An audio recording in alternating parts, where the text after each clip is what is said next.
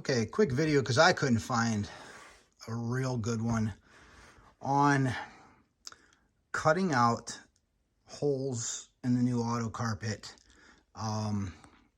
for your seatbelt bolts as well as your seat frame bolts.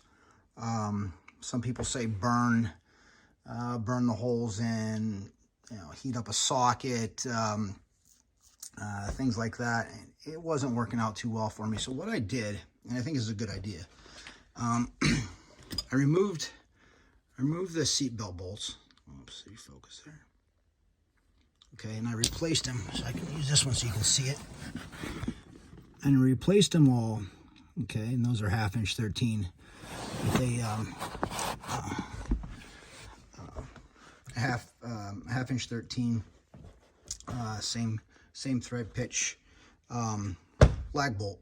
And what I'm going to do then, and that's great, I replaced all the bolts, but then when I put the carpet down and you work from center to the outside, when I put it down, I can feel where that bolt is. And it's not that big of a deal here, but when you're in the center of the car and you're over here, when the inside bolts and where the seat frames are going to go, it's tough to feel. The holes are small. So now I can feel that bolt there. So what I'm going to do then is I took a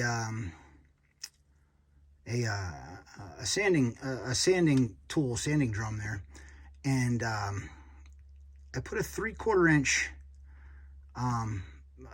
sanding drum on there on the drill, and I just set it proud of the end about a 1/2 inch. So I'm going to take that, find my lag, and drill into that around there.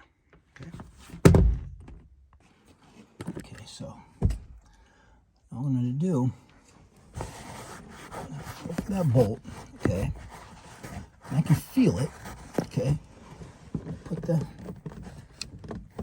bit right over top of that.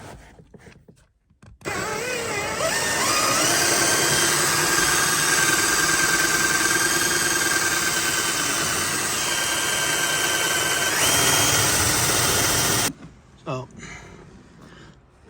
cut short there before the end, but you can see a really nice hole through the backside, and lines right up for us.